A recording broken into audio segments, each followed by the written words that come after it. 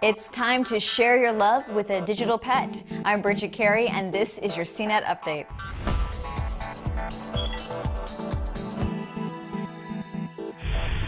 iPhone owners, just because you have a password on your lock screen doesn't mean all your info is guarded from strangers. There's a pretty easy to do hack for getting into someone's iPhone without knowing the lock screen password, and a YouTube video is going around showing just how it's done.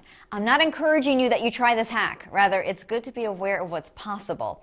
So this sequence of steps involves coming close to turning off the phone, placing an emergency call, and holding the power button. And when you do it right, it opens up access for a user to listen to voicemails, place calls, and look through contacts. But that's as far as it goes. If you try to open up another app, it'll take you back to the passcode screen.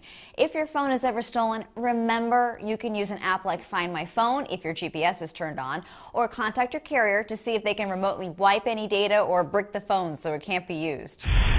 There's another bug Apple's focused on fixing. It's affecting people who connect to an Exchange account on an iOS device. The recent operating system update is causing battery drain because it excessively communicates data with Exchange servers. Apple said a fix is coming in another software update. In the meantime, you can avoid this bug by just not responding to an exception to a recurring event on your device. Also in smartphone news, the research firm IDC broke down which smartphones were the most popular during the end of last year. Now, this is based on shipments. Android dominated 70% of the market, a big jump from the same time last year when it made up about half of the market. And Samsung was behind much of that success. Apple was in second place with about 20%, and BlackBerry came in third with an itty-bitty piece of the pie, just 3.2% market share. Windows Phone shipments did increase during the fourth quarter, but it was only making up about 2.6% of the market. And speaking of Windows, Firefox is working on a touch-based browser for the Windows 8 operating system.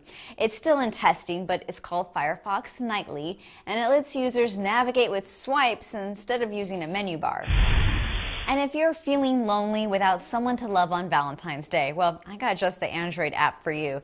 Ladies and gents, the Tamagotchi has been reborn in app form.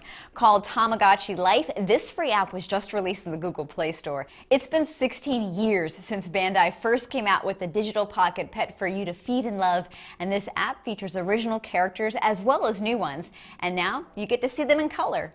That's your tech news update. You can find more details on these stories at our blog, cnet.com/update. From our studios in New York, I'm Bridget Carey.